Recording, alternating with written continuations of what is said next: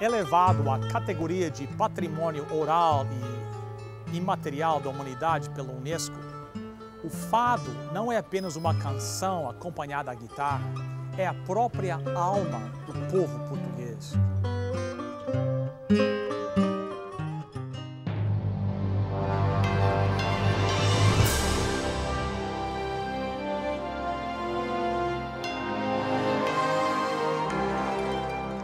Venceu a prova do tempo.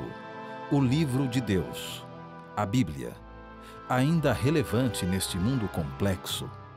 Está escrito Canadá, partilhando mensagens de esperança ao redor do mundo.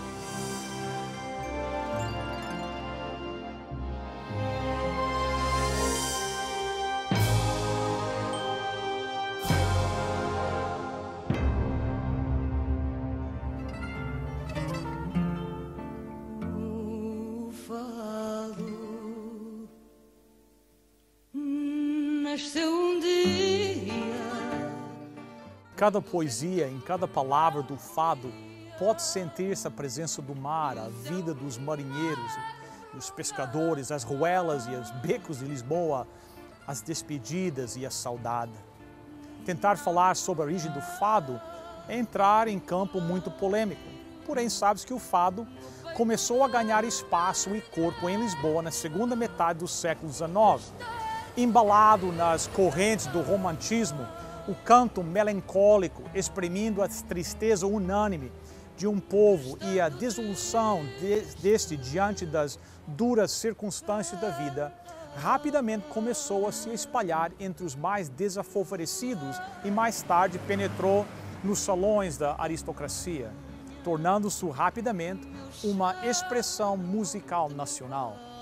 Desde então, manteve sempre as suas características de expressão de sentimentos associados à fatalidade do destino. Uma das maiores fadistas de todos os tempos, Amália Rodrigues, definiu o fado como sendo uma lamentação do povo português diante do sofrimento decorrente do seu destino. Interessante tal definição, pois a própria palavra fado vem do latim fatum, ou seja, destino. E, ao se falar sobre destino, sempre aparece a pergunta: será que a nossa felicidade e o nosso futuro dependem exclusivamente do nosso destino? Há como mudá-lo?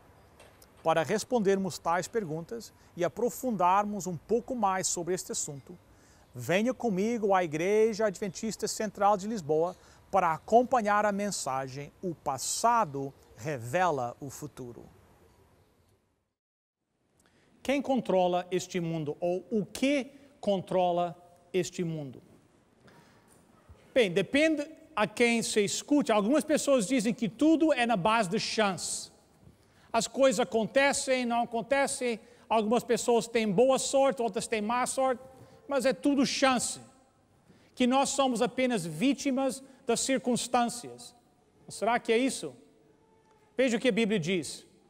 Isaías capítulo 46, começando no verso 9.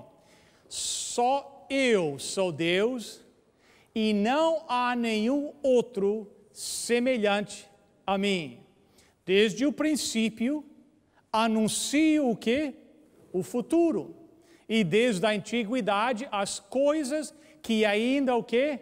Não aconteceram. Afirmei que o meu plano seria cumprido e que a minha vontade seria o quê? Realizada. Vou cumprir o que prometi e fazer o que planeei. A Bíblia diz que Deus está em controle, que Deus está, as coisas que Ele vai cumprir, Ele desde o passado já sabia.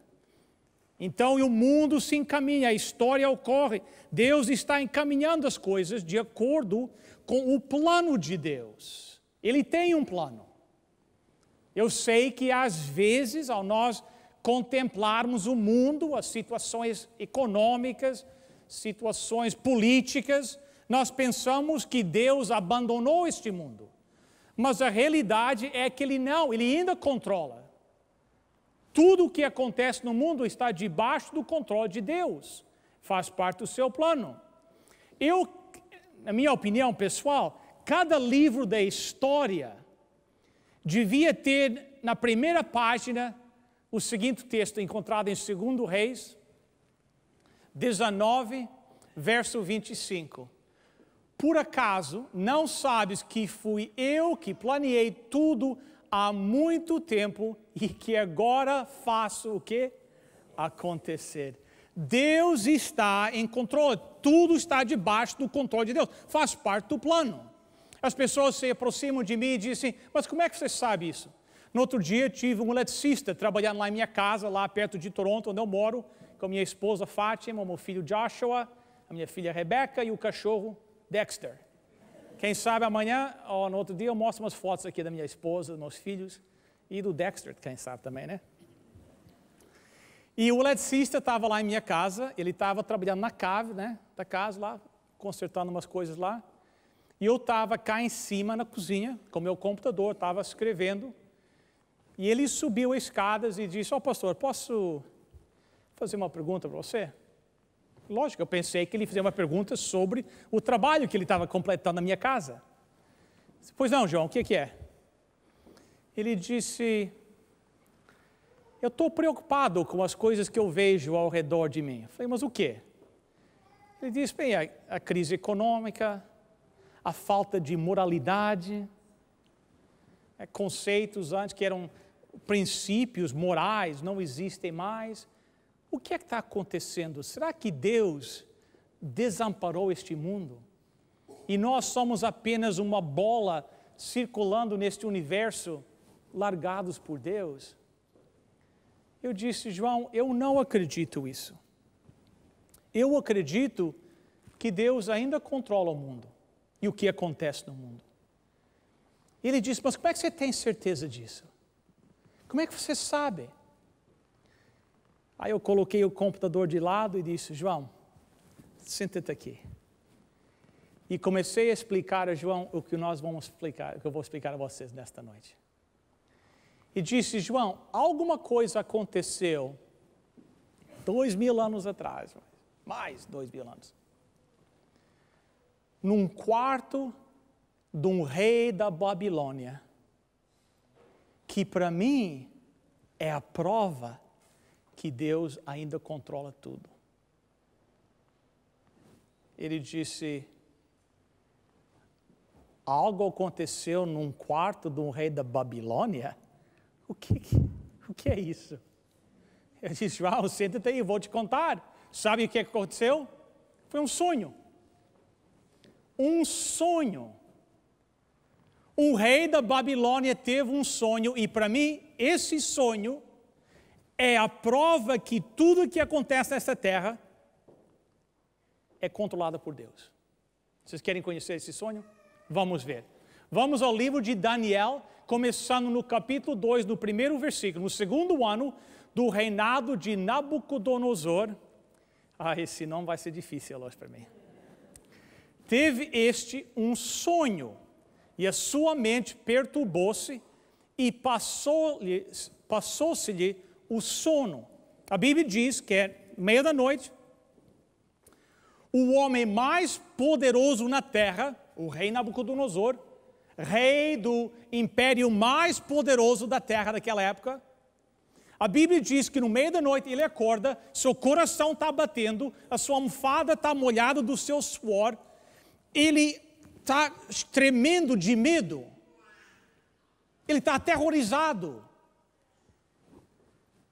Pensando bem, não faz sentido. O rei Nabucodonosor era o homem mais poderoso na terra. Ele já tinha enfrentado a morte quantas vezes lá no campo da batalha. E vocês querem me dizer que um sonho causou que ele acordasse no meio da noite com o coração batendo, cheio de medo? Ele já viu todas as mortes, ele viu todas as desgraças, todas aqueles aspectos de luta, de guerra. E agora na sua cama, ele sente medo. Ele não sabia o que fazer, ele não conseguia entender o que tinha acabado de acontecer. E lá da sua cama, a Bíblia diz que ele se levanta ele chama uma reunião dos homens da sua corte, que são entendidos esses assuntos, os tais, os sábios, aqueles que se dizem poder ajudar o rei a entender o universo. A Bíblia continua, verso 2. Então o rei mandou chamar os magos, os encantadores, os feiticeiros, os caldeus, para que declarassem os seus sonhos. Eles vieram e se apresentaram diante do rei. Disse-lhes o rei: tive um sonho e o meu espírito está perturbado. Os caldeus disseram ao rei, em aramaico, a língua deles: ó rei, vive eternamente. Conta o sonho aos teus servos e daremos a interpretação. A Bíblia diz que os magos, aqueles feiticeiros, os caldeus, chegaram lá ao quarto do rei, quem sabe preocupados, é de madrugada. Isso não é normal o rei chamá-los de madrugada. Eles chegam lá e dizem: ó, majestade, o que aconteceu? Eles dizem: ó, que bom que vocês chegaram. Eu tive um sonho me deixou minha mente louca, eu não entendi o sonho. E vocês são os feiticeiros, são os magos, vocês entendem dessas coisas, me expliquem o sonho. Eu preciso saber qual é o significado desse sonho. Quem sabe a minha vida está em risco, quem sabe o império está em risco. Me conta o sonho. E os feiticeiros começam a tirar as suas bolas de cristal e os seus livros e olham para o rei e dizem: rei, é o seguinte, conta o sonho para nós e nós vamos dar a interpretação. E o rei olha para eles e diz: quem sabe vocês não estão me entendendo. Eu não me lembro mais do sonho. Só que eu sinto que é algo importante. E eu quero que vocês me digam o sonho e a interpretação do sonho. Vai lá, rápido. Vocês conhecem isso. Vejam lá na bola cristal o que é que diz. E os homens começam a coçar a cabeça, olhar de um lado para o outro. E o rei começa a sentir, quem sabe estes magos, estes encantadores, quem sabe eles são como é que se diz phonies? São os falsos. Quem sabe eles não entendem nada sobre nada. E têm enganado o rei já há muitos anos. Agora, não seria importante se o sonho não fosse algo sério. Mas embora o rei não se lembre do sonho, ele sente no seu coração que é algo importante. Então o rei vira-se para os magos e diz: respondeu o rei e disse aos caldeus: uma coisa é certa, se não me revelarem o sonho e a sua interpretação, sereis despedaçados. Isso não é bom, né? Não é uma coisa boa, né? E as vossas casas serão feitas um monturo. Mas, ele continua: se me revelarem o sonho e a sua interpretação, recebereis de mim dádivas, prêmios e grandes honras. Portanto, declarai-me o sonho e a sua interpretação. Quantos de vocês sentem às vezes que o seu patrão coloca muita pressão sobre vocês no trabalho, né? Imagine esses aqui. E eles mais uma vez olham para baixo, para aquelas bolas cristal, para aqueles cadernos, aqueles livros que eles tinham, né? Aqueles charts, aqueles diagramas astrológicos, e montam assim, colocam lá na parede e começam a olhar, mas a resposta não está lá. Eles não sabem o que vão dizer para o rei. Eles podiam enganar o rei durante um tempo, eles podiam dar alguns conselhos bons para o rei, mas quando chegou na hora H, que eles tinham que entrar na cabeça do rei e descobrir o sonho do rei, eles não eram capazes. Eles podiam chegar para o rei e dar um conselho, e o rei dizia: quem sabe, uma boa ideia. Mas na hora importante, na hora da prova, eles não conseguiam entrar na cabeça e lembrar e ver qual era o sonho do rei, muito menos interpretar. Sabe por quê? Você sabe por que eles não conseguiram entrar na cabeça do rei? Eles não conseguiram entrar na cabeça do rei porque a Bíblia diz que ninguém pode fazer isso. Ninguém pode entrar na tua cabeça e ler os teus pensamentos. Só Deus. Vejam 1 Reis 8:39. Só tu, falando de Deus, conheces os pensamentos secretos do coração humano ou da mente humana. Quem é que conhece os pensamentos do homem? Apenas Deus. Só Deus é que conhece. O diabo não pode entrar na tua cabeça e ler os seus pensamentos, nem aqueles que trabalham para o diabo. Às vezes eles conseguem descobrir, adivinhar o que você está pensando através das suas expressões, né? Da sua postura. Mas entrar na sua cabeça e ler os seus pensamentos, a Bíblia diz que isso é algo exclusivo a Deus. Daniel 2 continua, responderam uma segunda vez e disseram, diga o rei os sonhos aos seus servos e lhes daremos interpretação. Respondeu o rei e disse, percebo muito bem que quereis ganhar tempo, porque vedes que o assunto me tem escapado. Isto é, se não me fizeres saber o sonho, uma só sentença será a vossa. Pois vós combinastes palavras mentirosas e perversas para as proferirdes na minha presença, até que se altere a situação. Portanto, dizei-me o sonho, para que eu saiba que me podeis dar a interpretação. O rei olha para aqueles magos, aqueles sábios, e diz, agora que eu descobri, você já vem há anos mentindo para mim. E eu nunca descobri isso, mas hoje eu descobri. E vocês pensam que eu vou esquecer? Não, eu não me esqueço mais.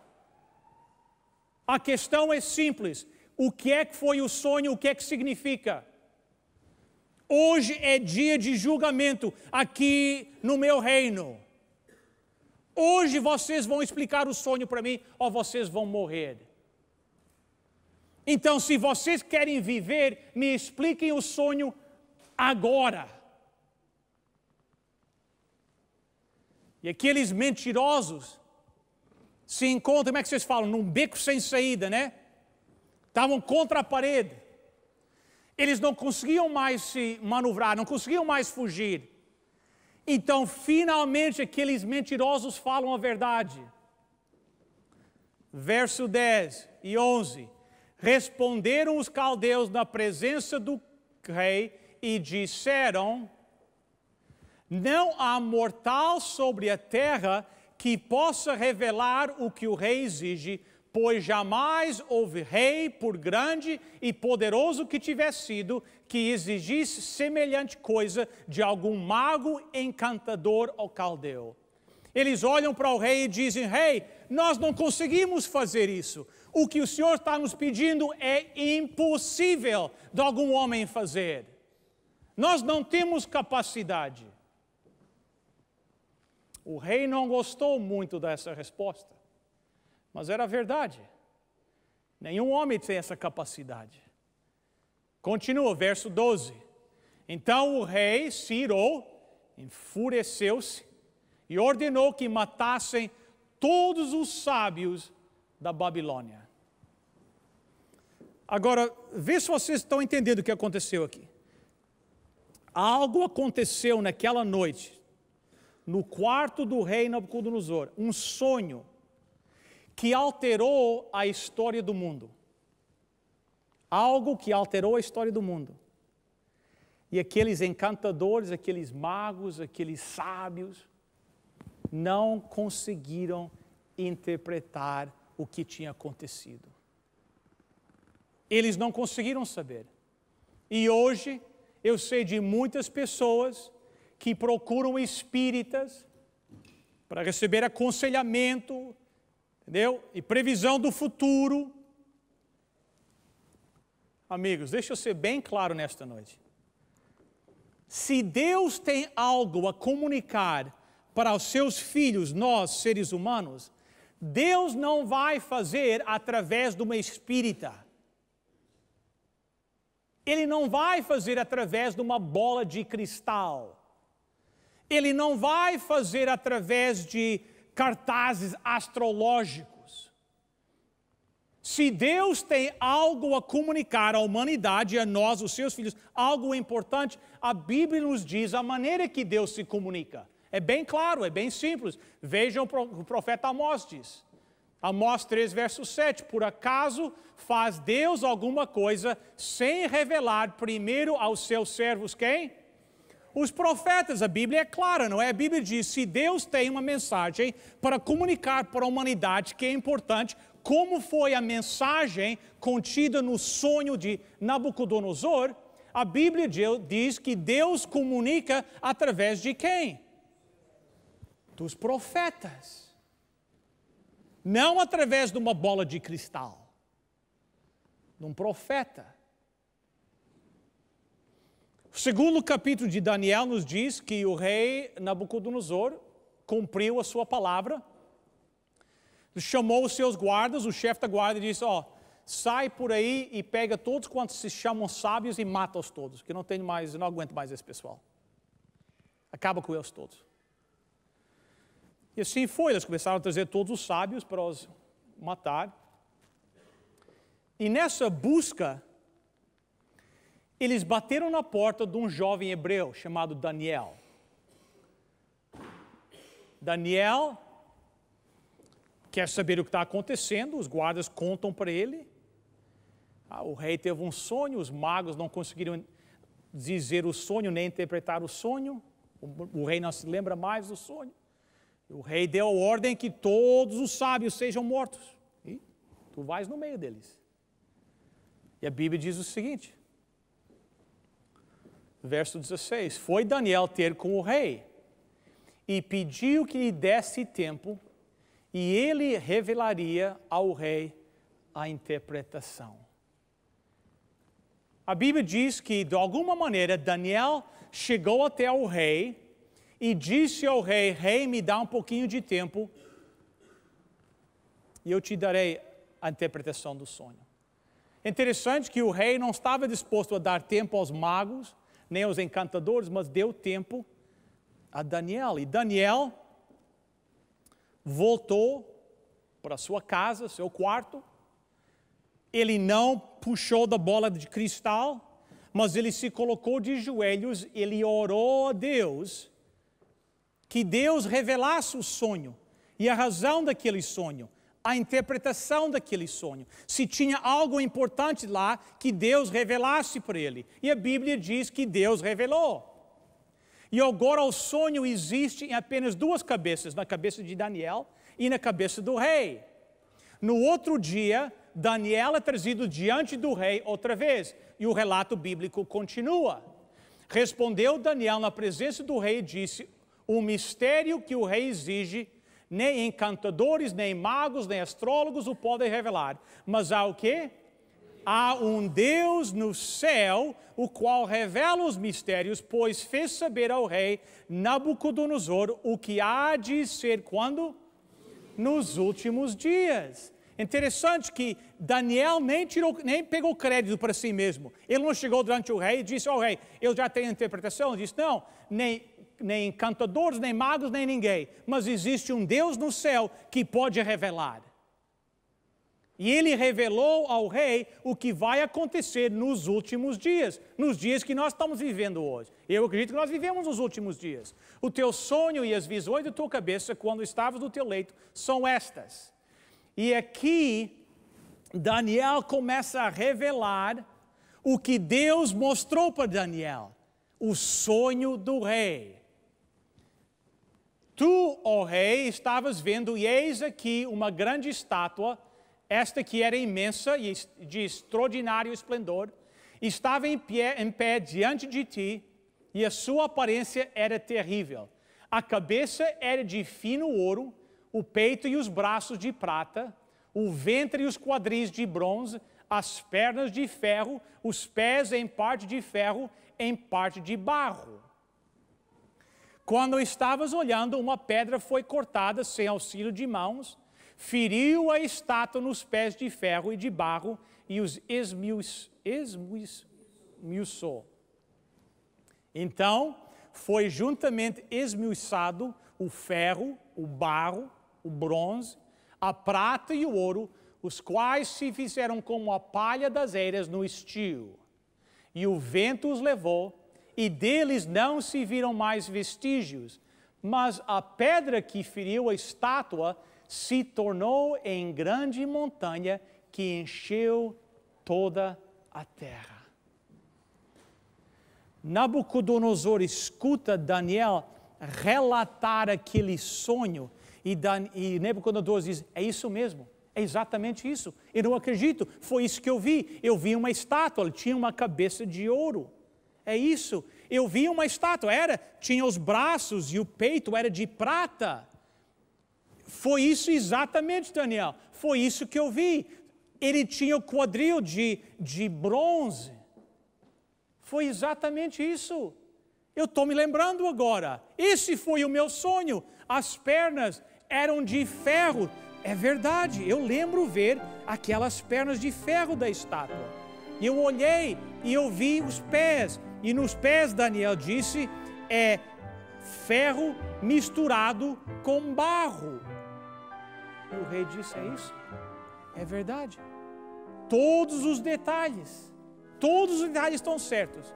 E eu lembro, Daniel, que eu vi aquela estátua e uma pedra veio. E aquela pedra veio e quebrou aquela estátua.